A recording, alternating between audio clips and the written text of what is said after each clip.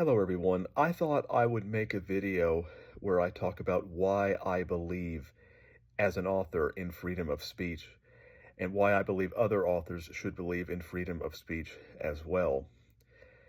Now, I will talk about certain exceptions to that later in the video, but I'm always very hesitant to say I believe in freedom of speech, because here's the thing, most tyrants in the world usually don't deny that they hate free speech outright. What they'll usually say is, "Well, of course I believe in freedom of speech, um, but not in this case." And usually, the more of a tyrant they are, the longer their list will be. But it seems to me, though, that we need to believe in freedom of speech even when it comes to speech that we may find morally repugnant, and in some cases maybe extremely morally repugnant, taking us to our very limits, because a principle only matters if you can uphold it. If you don't uphold it, then the principle is meaningless. And my opinion is that if you don't believe in freedom of speech for people that you despise, then you don't really believe in it at all. I think that was a quote by Noam Chomsky, the intellectual and linguist Noam Chomsky, who I don't agree with on everything, but I do agree with him on that wholeheartedly. That free speech only matters if you're willing to actually uphold that principle, even when it comes to things, views, and opinions and books that you may find morally repugnant. But I think it's important for authors to believe in freedom of speech for a number of reasons. For one, I just believe that it is within an author's best interest to believe in freedom of speech, because even if you think that the people that you disagree with, or the people that you don't like, even if you think that those people, even if you agree with those people being silenced now because you don't like them, either rightly or unrightly, um, in the future things could change. The wind could change, and now suddenly you're being silenced. So I think it's within the best interest of authors to believe in freedom of speech, because if they can silence you, if they can silence your enemies, they can also silence you somewhere down the line. And another reason is the fact that I just believe that in order for an artist to feel like they can freely express themselves, they have to feel that they have freedom of expression.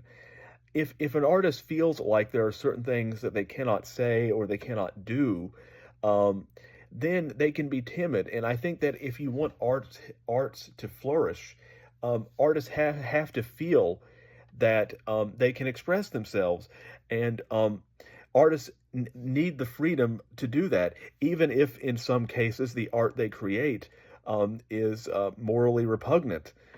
But artists need to have that freedom.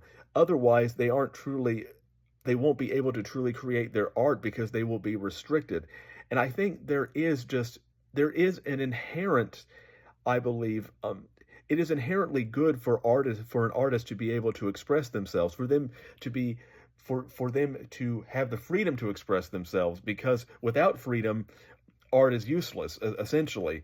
And even if in some cases the art that they create is morally repugnant or condemnable.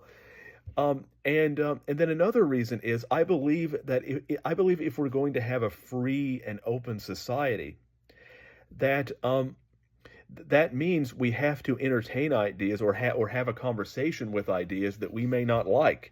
Um, and because we have to have that free exchange of ideas, because if we that's what it means to have a free and open society. But if you don't have those conversations, then you will never learn or grow as a society.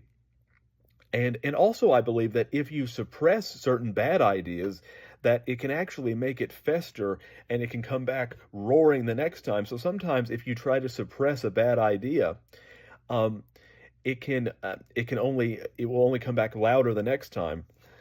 And I also just think though that you need to be very careful, I think, when it comes to succumbing to mob mentality of saying which get that person, even if there's some reason why people would be concerned. Um, and there's this idea, and this went on during the McCarthy hearings and during the Salem witch trials. A very like, if you're defending that person, that means you must be a witch, or you're defending that communist, you must agree with the communist. And it's like, no, you can defend someone's right to freedom of expression and still condemn them or say, no, I don't agree with that person. Um, that I wish I could make the world be the way I want it to be. I wish I could make everyone believe in God and read the kind of books that I think should be read and behave the way that I believe people should behave. But I would be a tyrant if I did that. Um, you can't you can't try to make the world a better place by silencing people, because in turn you will end up becoming the tyrant.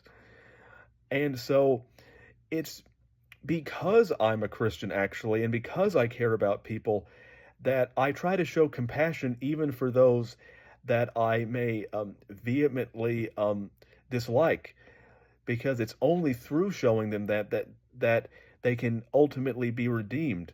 So I think that's why I value freedom of speech, because it it it allows us to show mercy to others and ultimately make the world a better place through having a conversation through art and through reason.